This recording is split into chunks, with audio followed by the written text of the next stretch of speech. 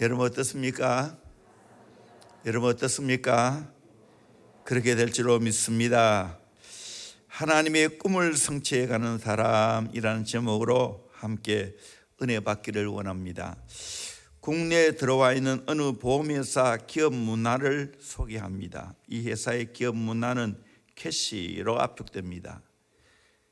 K, knowledge, A, attitude, S, skill, H, habit, 약자입니다. 기업이 성공하기 위해서는 이 네 가지가 있어야 된다라고 말합니다. 첫째는 knowledge, 지식입니다. 정보와 지식이 중시되는 현대에 정말 지식은 힘이고 능력입니다. 그것은 태어나면서 저절로 주어지는 게 아닙니다. 살아가면서 살아있는 지식을 쌓아가야 되고 축적해야 됩니다. 텔레비전의 진행을 맡아보는 어느 코미디언은 한 달에 10권 이상의 책을 읽는다고 합니다. 적지 않은 그리스도인들이 은사란 가만히 앉아 있어도 저절로 얻어지는 것이라 착각하고 있습니다. 아닙니다. 끊임없이 종합적인 지식을 쌓아가야 됩니다. 목회자도 마찬가지입니다. 끊임없이 새로운 책을 읽어야 되고 새로운 정보를 접해야 됩니다. 그것이 살아있는 지식이 되어야 됩니다. 두 번째로 애티튜드입니다. 태도입니다. 태도는 사람의 방향이고 삶을 바라보는 관점입니다. 자동차 엔진이 아무리 성능이 좋다 해도 핸들이 잘못되거나 잘못된 방향을 가리킨다면 오히려 빠른 속도로 망하게 되어집니다. 그래서 어느 분은 속도보다는 방향이 중요하다라고 말했죠. 그 방향이 태도입니다. 생명공학이라는 이름으로 인간 복제 기술이 빠르게 발전하고 있는데 자칫 잘못 사용하면 인류에게 엄청난 해를 가져올 수 있습니다. 태도가 중요하죠.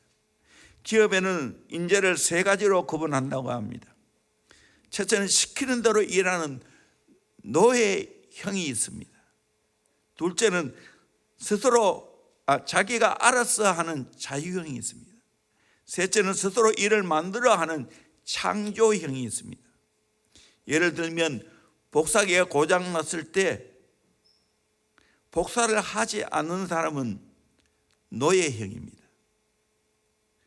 다른 곳에 가서 복사를 해오는 사람은 자유형입니다.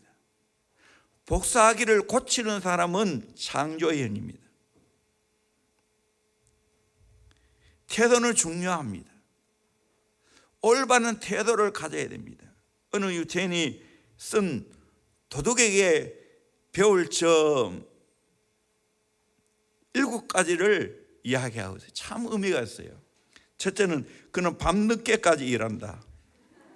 둘째는 그는 자신이 목표한 일을 하룻밤에 끝내지 못하면 다음 날 밤에 또 다시 도전한다. 셋째는 그는 함께 일하는 동료의 모든 행동을 자기 자신의 일처럼 느낀다. 넷째는 그는 적은 소득에도 목숨을 건다.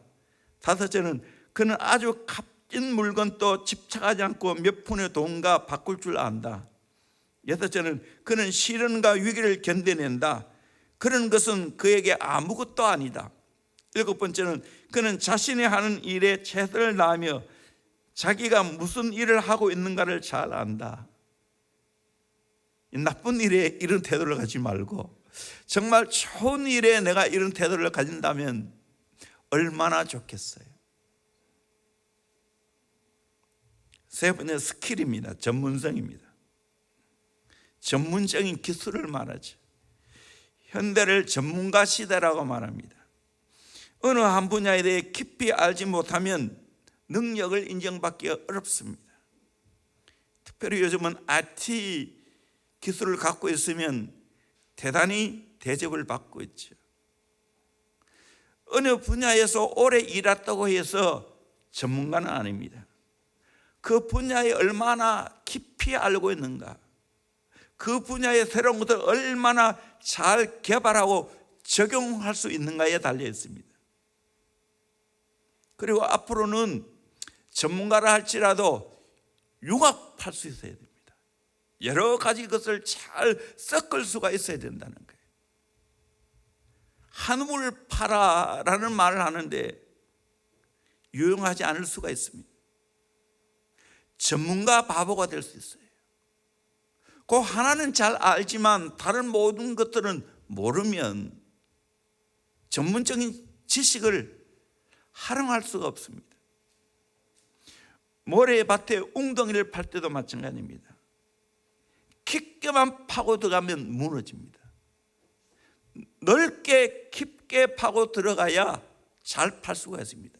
거기다 넓게 깊게 여러 곳을 파면 더 큰 웅덩이를 팔 수가 있습니다. 그래서 교회 같으면 전문성을 가진 많은 사람들이 함께 협력해야 됩니다. 우리 교회만 해도 상당한 전문적인 모든 것이 필요한 시대입니다.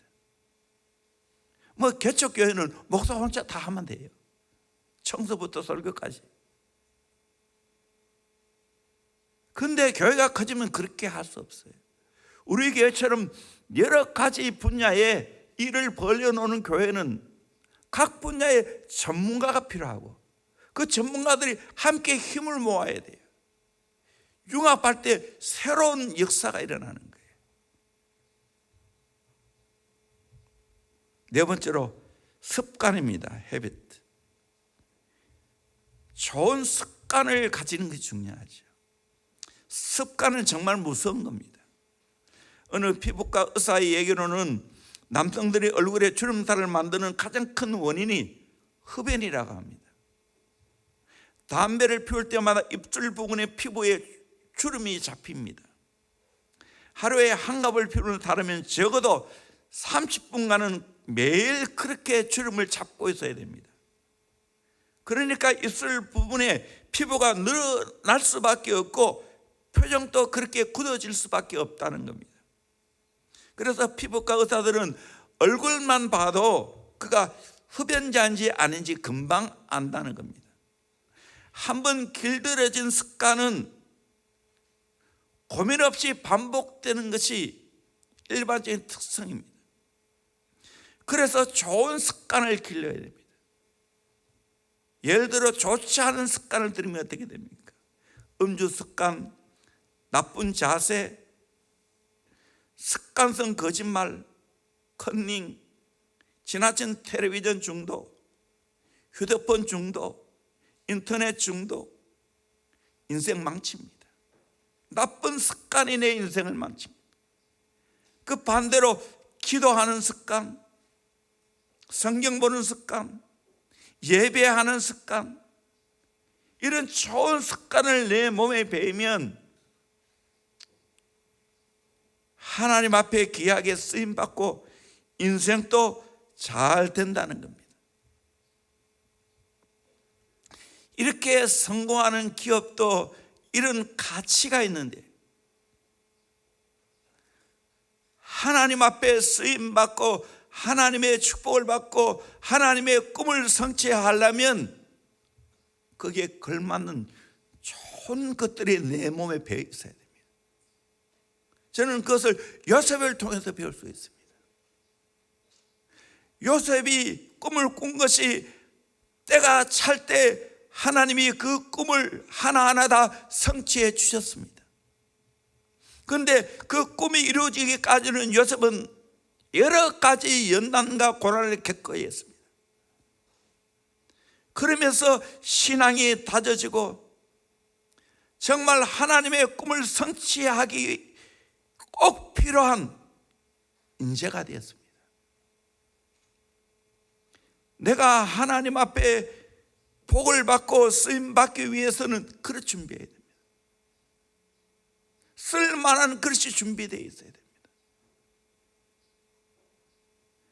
그 그릇이 준비 안 되면 내가 받은 축복이, 내가 지금 쓰임받는 모든 것이 한순간에 무너질 수가 있고 한순간에 그 모든 것들이 다 나도 망하고 남도 망하게 할 수 있습니다.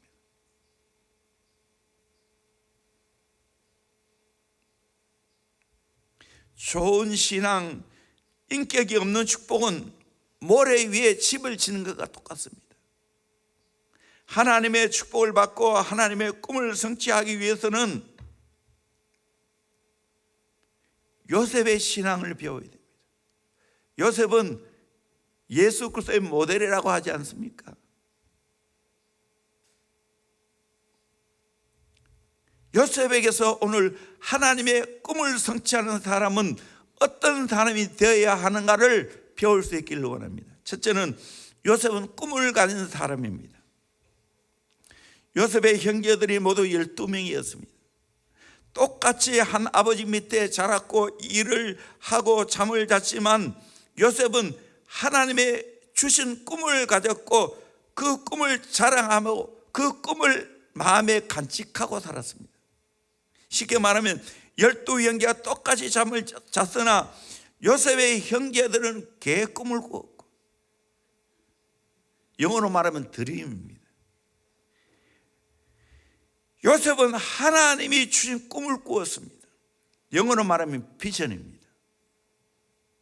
드림과 비전은 미국에서는 같이 쓰기도 하지만 영어의 본고장이라 할 수 있는 영국은 달리 쓰고 있다고 합니다. 영국 수상을 역임했고 옥스퍼드 출신의 대처 수상은 비전과 드림의 차이를 명쾌하게 설명하고 있습니다. 비전이라는 반드시 그 비전에 상응하는 행동을 수반한다고 합니다. 좋은 결과가 따른다는 겁니다. 꿈은 그야말로 꿈입니다. 비전은 반드시 행동이 수반되어서 결과가 나타난다는 거예요.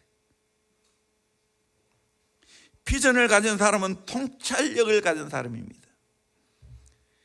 그리고 거기에 부단히 자기 자신을 맞추어 어떤 형태로든지 가시적인 결과가 수반됩니다. 그러나 꿈은 즐기는 것으로 끝납니다. 일장춘몽입니다. 깨고 나면 끝이에요. 꿈은 거기에 상하는 행동을 요구하지 않습니다. 그냥 마음껏 꿈을 꾸고 누리는 것도 끝나버립니다. 책임이 따르지 않습니다. 이 꿈은 현실을 덮이고 망상입니다. 정신적으로 이상한 사람들은 꿈을 많이 꿉니다. 현실이 아닌데 현실로 착각합니다. 이런 꿈을 꾸면 안 됩니다.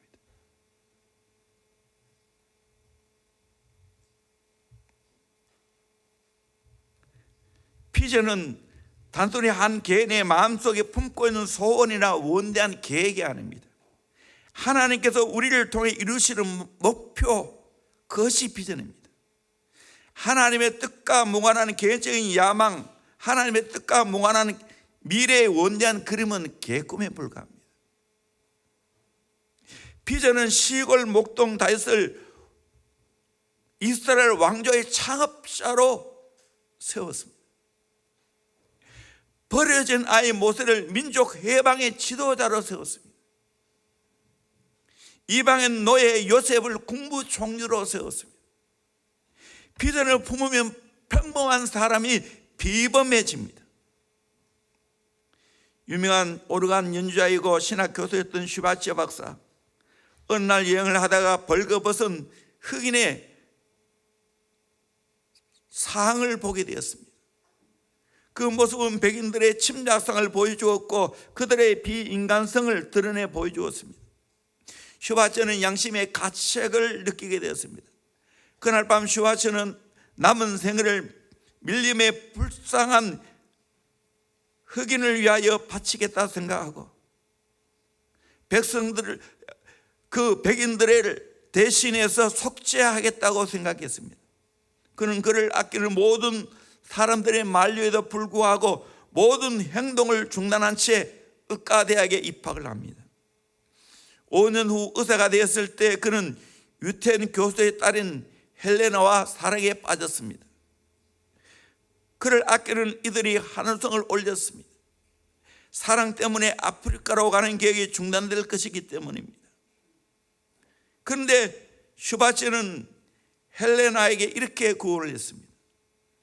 헬레나, 나는 아프리카 불쌍한 야만인을 돕기 위해 의사가 되었어.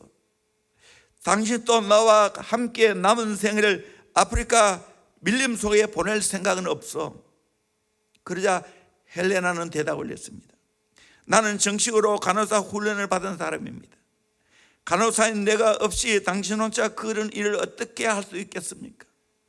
헬레나는 슈바시의 아내이자 간호사로서 30년 동안이나 아프리카에서 흑인들을 돌보는 일에 헌신했습니다. 비전의 사람은 그의 마음에 하나님이 주시는 꿈으로 가득 차 있습니다. 요셉은 영롱하고 찬란한 꿈을 가슴에 품고 살았습니다. 해와 달과 열한 별이 자기 별에게 절하는 꿈을 꾸었습니다. 또 한 번 열한 곡식단이 자기 곡식단에게 절하는 꿈을 꾸었습니다. 이거는 하나님의 주시는 비전이었습니다. 꿈이었습니다. 세월이 흘러도 정말 그 비전을 품은 사람이 도무지 이루어질 것 같지 않는 노예, 재수 되었음에도 불구하고 그는 꿈을 잊지 않았습니다. 왜? 하나님이 주신 꿈이었기 때문입니다.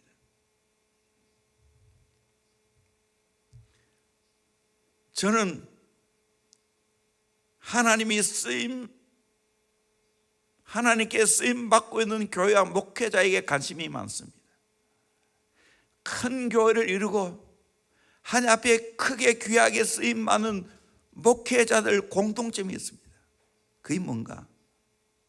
하나님의 꿈을 품고 살아갔다는 거예요. 이것만 이야기해도 내가 1시간에 이야기할 수 있어요. 많이 연구했기 때문에. 온누리교회 하영조 목사님, 꿈의 사람이었어요. 비전너리입니다. 옥하는 목사님, 한용원 예수 제자 만들겠다는 그 비전에 불태우며 인생을 깨끗하게 살았습니다. 수영록교회 정필도 목사님, 성시아를 위해서, 세계 선교를 위해서 자기 인생을 불태웠습니다. 지금 또 은퇴하셨지만 그 꿈을 이루어가고 있습니다. 이도훈 목사님 마찬가지고요.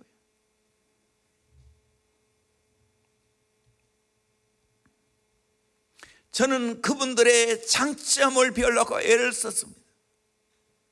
제가 이번 주에는 우연한 기회에 장경동 목사님의 설교를 몇 편 들었습니다. 참 그분을 볼 때마다 내가 감동이 됩니다. 어떻게 진리를 저렇게 쉽게, 저렇게 재미있게, 저렇게 신바람 나게 말씀을 증거할 수 있을까 생각이 듭니다. 나는 죽었다 깨도 그래 못합니다. 내 은사 아니에요. 그런데 그분이 설교하는 중에 내가 큰 깨달음과 울림이 있는 말을 들었어요. 그분이 지금까지 목회하면서 한 번도 큰 교회에 대해서, 큰 교회 목사님에 대해서 비판해 본 적이 없다는 거예요.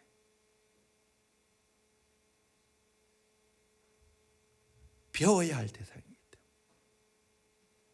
그건 내가 똑같아. 내가 이 강단에서 한 번도 큰 교회 목사님과 큰 교회 비판해 본 적이 없어요. 왜? 비판하는 순간 못 배웁니다. 은혜 못 받습니다. 철저하게 이거 깨달아야 돼요. 지금도 저는 변함없어요. 지금 하나님 앞에 쓰임 받는 교회와 목사님이 있다면 정말로 배우려고 애를 씁니다. 우리 교회도 수없는 교회에 벤치마킹 했습니다. 한국에 내려오는 세미나 다 부교육자들과 함께 갔습니다. 왜? 배울 것이 있기 때문에. 우리 다음 세대에 사역하기 위해서 정말 세계에 좋은 것을 보여줍니다. 비전이라는 것은 보는 거예요. 봐야 비전이 내 안에 들어오기 때문에. 원래 제자비전 졸업생들 많이 졸업했는데 정말 죄송해요. 원래 졸업여행은 유럽이나 미국 가야 되는데 이번에 못 갔어요. 코로나 때문에. 그뿐만 아니라 우리 교회는 정말 국내에도 좋은 곳에 많이 데리고 다닙니다. 어린이집도 마찬가지예요. 거의 수요일마다 견학을 갑니다. 그런데 코로나 때문에 지금 못 가요. 그래서 큰 차들이 지금 계속 서가 있어요. 지금 아쉽고 안타깝지만 풀리면 또 배우러 갈 겁니다. 볼 겁니다.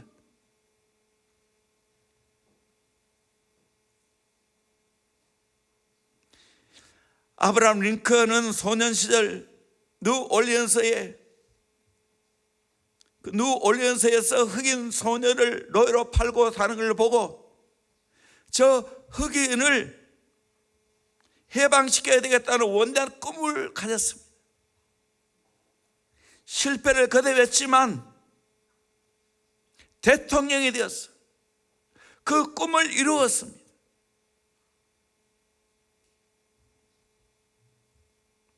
우리는 하나님의 꿈을 꿔야 됩니다. 창세기 37장 19절에 보니까 서로 이르되 꿈꾸는 자가 오는도다. 요셉을 향하여 이렇게 말했습니다. 이것은 요셉을 향한 비아냥거리입니다. 그러나 분명한 사실은 요셉은 하나님의 꿈을 꾸는 자였습니다. 저와 여러분은 하나님의 꿈을 꾸는 자가 되기를 주의 이름으로 축원합니다. 저도 마찬가지입니다. 내가 예수 믿고 하나님의 꿈을 꾸게 되었습니다. 대원교회를 만나서 하나님의 꿈을 꾸게 되었습니다. 우리 교회에서 정말 저보다 한 3살, 4살 선배들이 정말 하나님의 꿈을 선포했을 때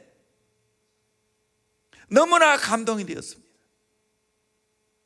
하나님, 저 꿈이 이루어진데 내가 쓰임받기를 원합니다. 내가 제일 밑자리도 좋으니 나를 써주세요. 그 선포한 비전을 나의 비전으로 붙들었습니다. 많은 세월이 흘렀어요. 44년이 흘렀어요. 하나님의 꿈들이 이제 하나하나 이루어져 가고 있다는 사실입니다. 꿈 없이 잠들지 않고 꿈 없이 깨지 않는다는 말이 내 인생입니다. 지금 또 여전합니다. 일반적으로 내 정도 나이 되고 이만한 교회 이루어놓으면 위로의 영역에 갇혀 있습니다. 뭐 더 할 게 뭐 있나? 저는 아니에요. 은퇴 이후에도 열심히 주의 사역을 하다가 좌패했을 거예요. 갈 데가 많아요. 할 일이 많아요. 내가 건강하게 따라가는 한 열심히 하나님의 꿈을 성취하는 데 내가 쓰임받기를 갈망합니다. 선교의 아버지라 불리는 윌리엄 캐리, 그는 시편 81편 10절 말씀을 붙들었어요. 나는 너를 애굽 땅에서 인도하여 낸 여호와 내 하나님이니 내 입을 크게 열라 내가 채우리라. 그렇구나.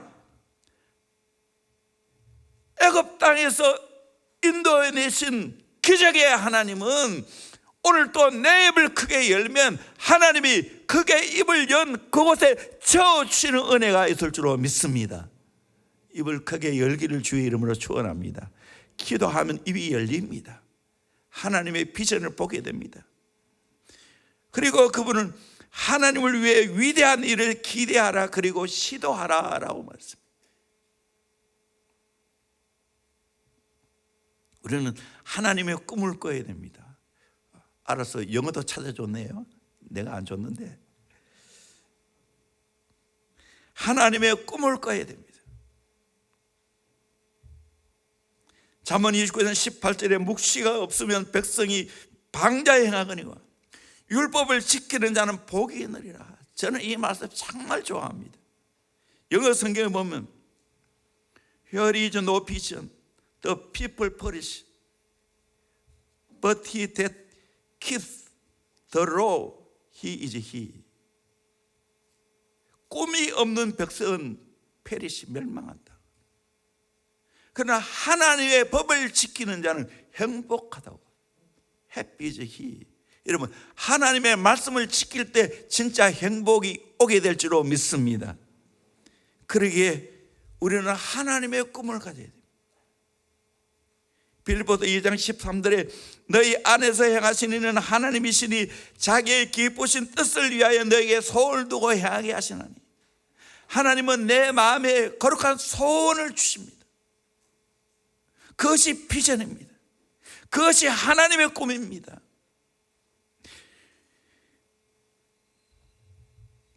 하나님의 꿈이 내 가슴에 식지 않으려면 기도해야 됩니다. 요엘서 2장 28절 말씀 같이 한번 읽어보도록 합니다. 시작. 그 후에 내가 내 영을 만민에게 부어주리니 너희 자녀들이 장래 일을 말할 것이며 너희 늙은이는 꿈을 꾸며 너희 젊은이는 이상을 볼 것이며. 이 말씀이 결국 사도행전에 이루어졌지요. 하나님이 내 영을 만민에게 부어준다고. 사도행전은 물 붓듯이 부어준다고.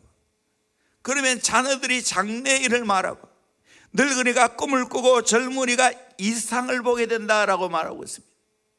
그렇습니다. 오늘 또 성령이 내게 임하면 하나님의 꿈을 꾸게 될 줄로 믿습니다. 그 성령으로 하나님의 꿈을 꾸기를 주의 이름으로 축원합니다. 기도하면 놀랍게도 하나님의 꿈이 내 가슴에 와닿습니다. 내 소원에 거룩한 소원이 생깁니다. 이 놀란 이 비전을 여러분이 보고 간직하기를 주의 이름으로 축원합니다. 두 번째로 요셉은 꿈에 걸맞는 대가를 지불했습니다. 요셉은 원대하고 찬란한 꿈을 가졌지만 한순간에 그 꿈이 이루어진 게 아닙니다. 그 꿈이 성취되기까지는 수없는 고난과 연단이 있었습니다. 그가 입은 의복도 많이 바뀌었습니다. 아버지 집에 있을 때는 형제들 중에 가장 사랑을 받으면서 어릴 때 채색 옷을 입었습니다. 화려한 색깔의 옷을 입었습니다. 그러다가 형들의 시기로 미움을 받고 위대한 상인에게 팔려 애굽의 종 노예가 되었습니다. 노예의 옷을 입었습니다. 또다시 보디발 아내의 유혹과 거짓 모함으로 감옥에 들어갑니다. 제수의 옷을 입었습니다. 감옥에서 꿈을 잘 해석해서 애굽 나라 국무총리가 되어서 가장 높은 감복을 입었습니다. 요셉은 여러 가지 상황이 바꾸어져도 여전히 변하지 않은 게 있습니다. 그 자리에서 최선을 다해서 성실하게 일을 했다는 거예요. 가정에서도 성실하게 아버지의 심부름을 잘했습니다. 보디발의 가정에 노예로 팔려갔어도 그 가정 일을 성실하게 잘했습니다. 가정 총무가 되었습니다. 감옥에 들어가서도 성실하게 일을 잘해서 전옥에게 은총을 입었습니다. 결국 하나님은 그를 높였어. 그 당시에 최고의 나라 애굽의 국무총리가 되게 했습니다. 거기서도 최선을 다해서 7년 풍년의 창고를 짓고 다 준비했습니다. 그리고 7년 흉년을 맞이하게 됐습니다. 결국 이웃나라 자기 가족의 식구들 다 살려냈습니다. 열심히 일을 했습니다. 오늘도 마찬가지입니다. 하나님의 꿈이 있다면 꿈에 걸맞는 대가를 지불해야 됩니다. 꿈만 있고 그 삶이 허영에 들떠 있으면 안 됩니다. 세상도 적당히 즐기고 그러면서 신앙생활도 적당히 하고 그렇게 해서 하나님의 꿈이 이루어지지 않는다는 여러분을 깨달아야 됩니다. 어떤 젊은 변호사가 사무실을 개업했습니다. 이제 분명히 변호사인이 찾아온 사람이 없습니다. 하루 종일 기다려도 한 사람도 찾아오지 않습니다. 개업한 지 3일이 되었는데도 찾아온 사람이 없습니다. 3일째 오후가 되니 비로소 어느 사람이 사무실을 노크했습니다. 이 변호사는 드디어 나를 찾아오는 사람이 생겨서 그러면서 너무 좋아했습니다. 그런데 그렇게 하고 가만히 있었으면 얼마나 좋았겠어요. 자기를 찾아온 손님에게 자기가 얼마나 바쁜 사람이고 얼마나 잘 나가는 사람들을 보여주려고 괜스레 전화기를 들고 바쁜 척했습니다. 예, 그 사건 맡고는 싶지만 제가 사건이 밀려서 도저히 맡을 수가 없습니다. 다음 기회에 맡지요. 그렇게 유창하게 가짜 전화를 했습니다. 그리고는 그 사람이 이렇게 말했습니다. 죄송합니다. 제가 눈코 뜰 새시 바빠서 인사를 빨리 못 드렸군요. 무엇을 도와드릴까요? 어떻게 오셨습니까? 그러니까 들어온 사람이 머뭇거리더니만 말을 할까 말까 하다가 이런 말을 합니다. 실은 저는 선생님이 신청해 놓은 전화를 연결하러 왔습니다. 무슨 이야기입니까? 개통되지도 않은 전화를 붙들고 거짓 전화를 한 겁니다. 괜히 자기를 가시하고 헛소리를 부리다가 부끄러운 일을 당했습니다. 얼마나 얼굴이 화끈거렸겠습니까? 얼마나 망신스러웠겠습니까? 우리는 이런 허영에 빠지면 안 됩니다. 하나님의 꿈이 있다 할지라도 내 삶과 처지를 알고 정직하게 직면하고 하루하루를 깨끗하게 성실하게 살아가야 됩니다. 그 꿈에 걸맞는 대가를 지불해야 됩니다. 왜 하나님이 빨리 내 꿈을 이루어지지 않는가? 그걸 준비하기 위해서. 꿈에 걸맞는 인격과 품격과 신앙을 세워가기 위해서 하나님이 지금 연단하고 훈련하고 있는 겁니다. 저는 그렇게 믿습니다. 대원교회 아직 쓰임받을 때 아닙니다. 분명히 하나님 쓰실 거예요. 다음 세대 모델로 하나님이 쓰실 거예요. 컨퍼런스도 계획 중이었어요. 많은 분들이 컨퍼런스를 왜 안 엽니까? 이야기해요. 아직 때 안 됐어요. 기다려줘야 돼요. 다 준비해야 돼요. 교사도 준비해야 되고 학부모도 준비해야 되고 우리 아이들도 더 준비해야 됩니다. 이거 아직 아니에요. 저도 그렇게 생각합니다. 저 자신도 더 준비해야 됩니다. 더 하나님 마음에 맞는 다윗처럼 하나님이 인정하시는 목회자가 되어야 됩니다.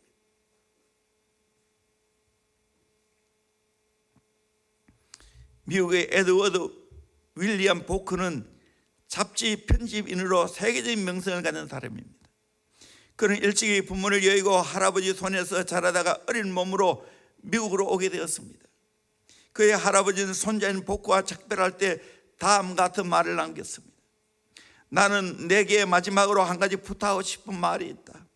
그것은 내가 지금까지 어디를 가든지 내가 있는 곳은 어떤 모양으로든 좋아지게 하려고 힘써라. 아무리 작은 일이라 할지라도 최선을 다해서 열심히 일하라. 보크는 미국으로 건너가 보스턴시 한 모퉁이에서 신문팔이를 시작했습니다. 그는 할아버지 말씀대로 자기 주변에 흩어져 있는 휴지나 담배꽁초를 줍고 스스로 깨끗하게 청소했습니다. 그리고 조간이나 석간 신문들을 제일 먼저 가져다 놓고 그날의 누수를 신속히 손님들에게 정하게 주었습니다. 그는 친절하고 성실한 청년으로 알려지게 되었습니다. 그로 인해 그는 커티스 출판사의 청소부로 취직이 되었습니다. 그는 열정으로 일했고 거기서 다시 신임을 얻어 그 회사의 사원이 되었습니다. 사원이 된 후에도 회사의 모든 일을 자기 일처럼 돌봄으로 판매 부장, 그리고 격리 부장, 편집국장, 그리고 지배인으로 승진되었습니다. 지배인에서 사장의 신임을 얻어 그 사장 사위가 되었습니다. 마침내 사장이 되었습니다. 할아버지의 말씀대로 자기가 몸담고 있는 곳을 언제나 깨끗이 그리고 분위기를 아름답게 만들면서 열심히 일함으로 부를 얻고 지위를 얻었습니다. 이렇게 땀 흘려 성공한 열매가 진짜입니다. 땀 없이 성공한 것은 머리와 사기꾼입니다. 내가 왜 피라미드 하지 말고 복권 사지 말라고 합니까? 땀 흘려 일한 게 아니기 때문에. 그거 복권 당첨된 것이 저주입니다. 그렇게 믿어야 돼요.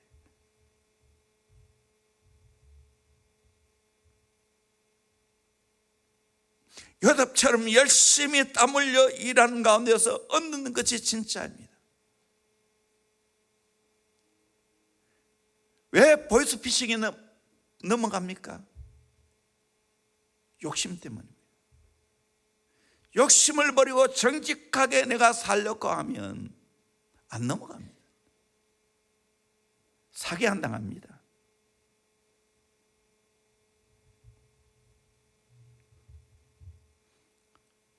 그래서 직장생활 오래 하신 분 사업 조심해야 됩니다. 특별히 군인들 그 일밖에 모르는데 연금 땡겨 한복에 받아서 사업하다가 1년 만에 몽땅 다 떨어먹습니다. 그래서 어쩔 수 없이 운전합니다. 실제 있었거든요. 그에 따면 연금 받아가면서 그냥 내가 하루하루 열심히 주의 일하고 살아가는 겁니다.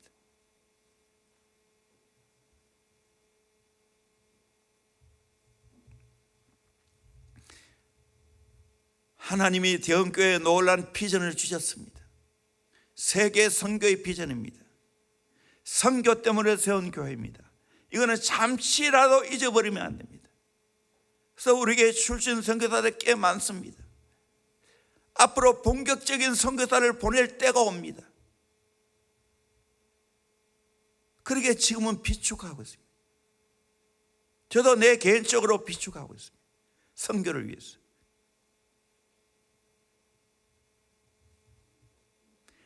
철저하게 훈련시켜서 선교사를 파송해야 됩니다. 다음 세대를 책임지는 교회가 되어야 됩니다. 모델이 되어야 됩니다. 엄청난 하나님 주신 비전입니다. 이 비전을 이루기 위해서 저와 여러분이 헌신해야 됩니다. 이 교회의 비전이 내 비전으로 여러분 여기면서 그렇게 대가를 지불한다면 하나님은 귀하게 쓰실 줄로 믿습니다. 대가 지불하세요. 어릴 때보다 철저하게 걸어가 깨끗하게 사는 훈련을 하세요. 여러분 자녀를 그렇게 훈련시켜야 합니다. 깨끗하게 살기 위해서는 대가 지불해야 됩니다. 최고의 예배자가 되고 정말 기도의 사람이 되려면 세상의 것을 끊어야 됩니다. 죄를 끊어내야 됩니다. 대가를 지불해야 됩니다. 그럴 때 됩니다. 세 번째로, 요셉은 진짜 하나님을 경외하는 사람입니다. 요셉이 보디발의 아내의 유혹을 받았을 때 그는 이렇게 고백합니다. 우리 창세기 39장 8절 9절 말씀 같이 보도록 합시다. 시작. 요셉이 거절하며 자기 주인의 아내에게 이르되 내 주인이 집안의 모든 소유를 간섭하지 아니하고 다 내 손에 위탁하였으니 이 집에는 나보다 큰 이가 없으며 주인이 아무것도 내게 금하지 아니하였어도 금한 것은 당신뿐이니 당신은 그의 아내임이라. 그런즉 내가 어찌 이 큰 악을 행하여 하나님께 죄를 지으리이까? 요셉은 보디발의 아내가 그토록 유혹을 해도 단호하게 거절했습니다. 옷을 잡아당기는데 옷을 벗고 그냥 도망갈 정도로 거절했습니다. 그러면서 주인이 내게 금한 것은 당신뿐인데 내가 당신을 범하면 내 주인에게 배신하는 거고, 거기에다 내가 어찌 이 큰 악을 행하여 하나님께 죄를 지으리까? 하나님을 봤어요. 하나님 앞에 죄를 지을 수 없다는 겁니다.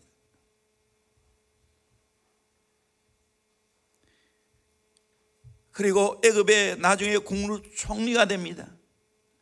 그 형제들을 만나게 되지요. 형제들이 두려움에 빠져 있을 때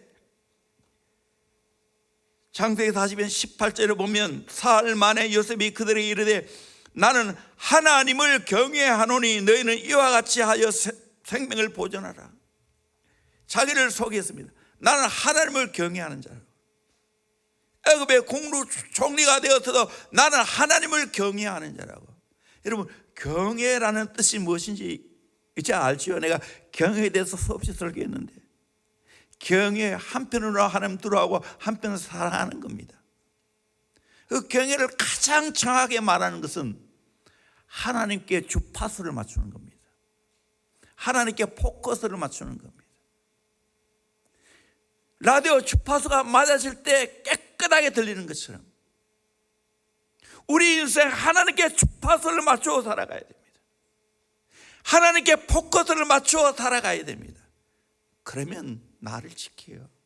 내 영혼을 지켜요. 하나님께 주파수 안 맞추니까 내 마음대로 살지.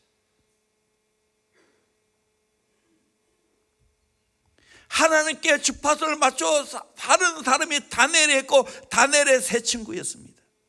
요셉이었습니다. 우리도 이분들처럼 하나님께 주파수를 맞춰 깨끗하고 거룩하게 하나님을 경외하며 살아갈 수 있기를 주의 이름으로 축원합니다. 그렇게 할 때 하나님 쓰시는 거예요. 어릴 때부터 그렇게 키워야 되는 거예요. 몸과 영혼을 지옥에 능히 멸할 하나님을 두려워해야 되는 거예요. 그때 깨끗하게 살아갈 수 있는 거예요. 만약에 이런 죄를 범했다면 철저하게 회개하고, 예수님이 가늠하다가 잡힌 여인에게 말했죠. 돌을 던지는 그 사람들에게 죄인자가 돌을 치려 들자 다 물러갔습니다. 여인은 홀로 남았습니다. 그때 예수님이 해준 이야기가 너희는 다시는 죄를 범하지 말라. 죄를 회개하고 용서받아야 되지. 여러분, 내가 높은 자리에 올라갔을 때 그 죄가 드러나면 내 높은 자리에 올라가는 명성이 한순간에 다 떨어집니다. 라비 제크라이스, 그분이 얼마나 대단한 자인지 모릅니다. 기독교 변증가입니다. C.S. 루이스 다음에 가장 탁월한 인재라고 말합니다. 재단도 세우고 미국에서 큰 사역을 감당했습니다. 그분이 한 나라 가셨는데요, 한 나라 가고 난 후에 그분의 모든 행적이 드러났어요. 스캔들이 드러났어요. 그래서요, 죽은 사람 목사 타이틀을 뺏었어요. 그 재단이 다 한순간에 끝나버렸습니다. 그렇게 대단한 사람. 죄송해요, 저 시카고의 윌로크리 빌 할비스 목사님, 꿈의 사람이고 비전의 사람이죠. 우리 교회도 시카고 윌로크리 교회와 또 저 LA에 있는 셀백 교회 이야기에 대해서 계속해서 리더 모아놓고 같이 토의하고 그 책 가지고 같이 공부했습니다.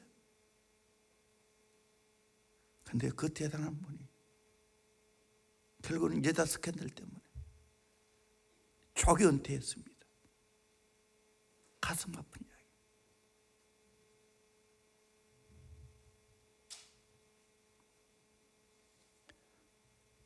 그 딸도 얼마나 가슴 아파하는지. 우리가 하나님 앞에서 정말로 하나님을 두려워하고 하나님을 경외하는, 하나님께 포커스를 맞추고 하나님께 주파수를 맞추고 살아가는 이 거룩한 삶을 여러분 지켜내기를 주의 이름으로 소원합니다. 요셉은 한 번도 스캔들이 없어요. 그렇게 살아야 안 되겠습니까?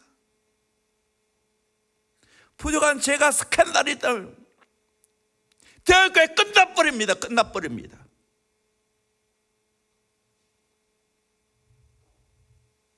나도 내 자신을 지키고 여러분도 지켜줘야 돼요. 기도해줘야 돼요. 네 번째로, 요셉은 하나님의 섭리를 믿는 사람입니다. 요셉은 철저하게 하나님이 자기의 모든 걸 주관한다는 걸 믿었습니다. 창세기 45장 5절 8절 말씀 같이 보도록 합니다. 시작. 당신들이 나를 이곳에 팔았다고 해서 근심하지 마소서, 한탄하지 마소서. 하나님이 생명을 구원하시려고 나를 당신들보다 먼저 보내셨나이다. 그런즉 나를 이리로 보낸 이는 당신들이 아니요 하나님이시라. 하나님이 나를 바로에게 아버지로 삼으시고 그 온 집의 주로 삼으시며 애굽 온 땅의 통치자로 삼으셨나이다. 형제들이 이제 요셉을 만나게 되었고 이제 아버지가 돌아가시고 나니까 걱정이 되었습니다. 혹시 해코지하지 않는가, 보복하지는 않는가 생각했습니다. 그때 요셉은 말합니다.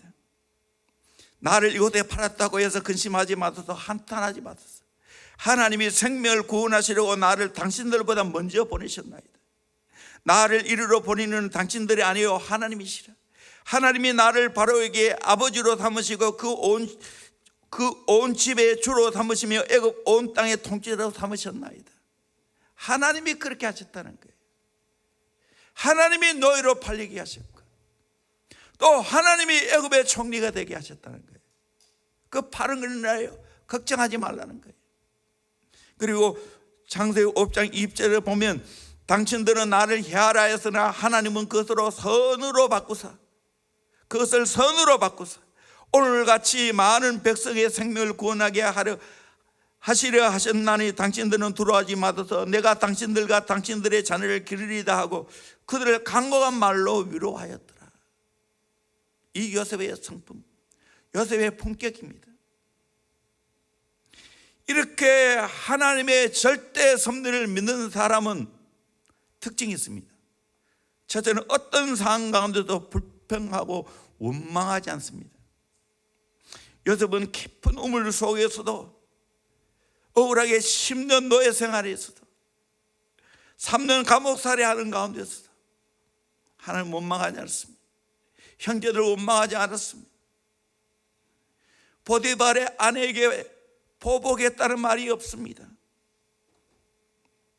그러므로 현실 내 주어진 상황이 아무리 힘들고 어려워도 하나님이 그렇게 하셨다는 것을 받아들일 수 있기를 주의 이름으로 축원합니다. 그러면 이겨낼 수 있어요. 어느 대학교 취업 보도실에 이런 글이 실려 있습니다. 실패자가 되는 10가지 지름길. 난 틀렸다고 늘 넋두리를 하라. 자기 자신을 무능한 사람이라고 항상 비난하라. 모든 일에서 불평거리를 찾으라. 날마다 없는 것과 부족한 것만 찾아라. 자신이나 다른 사람의 단점을 부지런히 살펴라. 조금만 어렵거나 힘들면 빨리 포기하라. 안 되는 일이 있으면 더 이상 하려고 하지 마라. 쉽게 포기해버리고 적당히 변명하라. 얼굴은 항상 용기가 없고 낙심된 모습으로 보이라. 한번 실패하면 이제 끝이 아니라고 믿어라. 여러분, 이렇게 살면 내 인생 망합니다. 근데 노만 빈센트 필 박사님과 로버트 슐러 목사님은 내 인생의 문제를 해결하기 위해서 7가지 자세를 취하라고 했습니다. 그게 뭔가? 첫째는 문제가 있을 때 당황하거나 두려워하지 말고 문제를 환영하라. 문제에 너무 집착하지 말고 미래지향적으로 적극적으로 생각하라. 모든 문제는 새로운 기회가 된다는 사실을 믿어라. 일시에 해결하려고 하지 말고 목록을 작성하여 하나하나 단계적으로 풀어가라. 너무 심각하게 생각하지 말고 유머 감각을 살리라. 어려운 문제일수록 편법을 버리고 바르게 해결하라. 문제를 통해 하나님께 가까이 나아가 기도하고 하나님께서 더 좋은 기회를 주시리라 믿어라. 얼마나 좋았어요. 여러분, 어느 쪽입니까? 안 되는 쪽입니까? 정말 되는 쪽입니까? 요셉은 되는 쪽을 선택한 겁니다. 요셉은 노예로 팔려간 것도 종살이한 것도 하나님의 섭리라고, 하나님이 그렇게 하셨다고, 그랬을 때 하나님의 선으로 바꾸어 주었다고 고백했습니다. 이런 요셉 같은 자가 되기를 주의 이름으로 축원합니다. 그리고 사랑과 간용하는 마음을 가집니다. 자기를 모함하고 억울하게 팔아넘긴 형님들을 원망하기는커녕 그들을 향한 뜨거운 연민의 정을 느끼고 눈물을 흘리고 그들의 자녀까지 돌보아 주겠다고 적극적인 사랑을 표현했습니다. 행동으로 옮겼습니다. 이것이 원수를 갚는 것이고 원수를 이기는 능력입니다. 여러분, 하나님을 믿는 사람이 이렇게 할 수 있을 줄로 믿습니다. 하나님이 없으면 이렇게 못해요. 보복하지.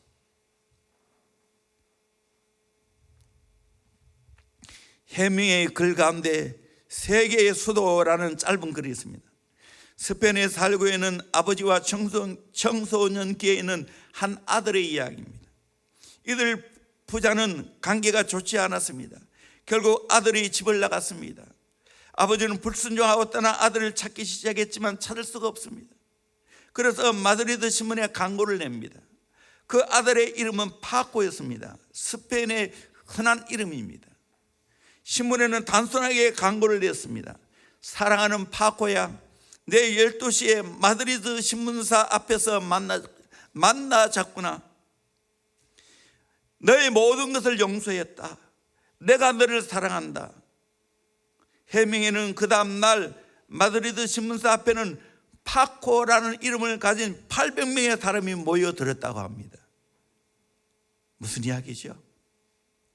용서받기를 원하는 청소년이 800명이나 되었다는 겁니다. 오늘 용서받기를 원하는 파코와 같은 사람이 많이 있습니다. 하나님과 사람에게 용서받기를 원하는 파코와 같은 사람이 많이 있습니다. 우리는 그 자를 품어야 될 줄로 믿습니다. 교회에 어떻게 그 사람을 품겠어요? 품어야 돼요. 인간적으로 원수 갚으면 안 됩니다. 하나님이 우리를 품어주시잖아요. 회개하고 돌아온 탕자에게 어떻게 했습니까? 누더기로 돌아온 아들을 보자마자 맨발로 뛰어갔습니다. 끌어안았습니다. 그리고는 목욕을 시키고 깨끗한 옷을 갈아입히고 가락지를 끼우고 아주 맛있는 송아지를 잡아 잔치를 벌였습니다. 이것이 하나님 아버지의 마음입니다. 하나님께 돌아오면 모든 죄가 용서받게 될 줄로 믿습니다. 회복할 수 있을 줄로 믿습니다. 또한 하나님의 사람은 다 용서할 수 있는 넓은 마음이 있습니다. 이것이 돼야 돼요. 이것이 큰 사람이에요. 나는 대형교회가 이런 교회 되기를 주의 이름으로 축원합니다. 저와 여러분이 이런 삶을 살기를 축원합니다. 결국 어떻게 되었습니까? 요셉의 이런 귀한 신앙이 하나님의 꿈을 성취했습니다. 하나님의 꿈이 성취된 것을 한번 봅시다. 6절 보니까 때 요셉이 나라의 총리로서 그 땅 모든 백성에게 곡식을 팔더니 요셉의 형들이 와서 그 앞에서 땅에 엎드려 절하며 꿈이 이제 성취된 것을 보여주고 있습니다. 7절에 요셉이 보고 형들인 줄 아나 모른 채 하고 엄한 소리로 그들에게 말하 이르되 너희가 어디서 왔느냐? 그들이 이르되 곡식을 사려고 가나안에서 왔나이다. 요셉은 그의 형들 알아보더나 그들은 요셉을 알아보지 못하더라.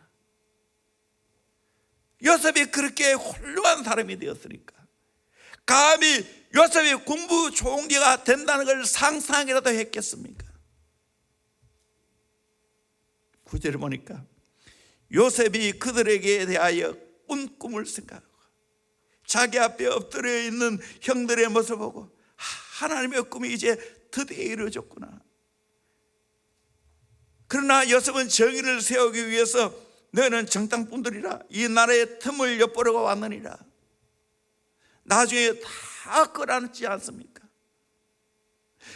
요셉은 하나님의 꿈을 가졌고 결국 하나님이 요셉의 꿈을 성취시켜 주신 줄로 믿습니다.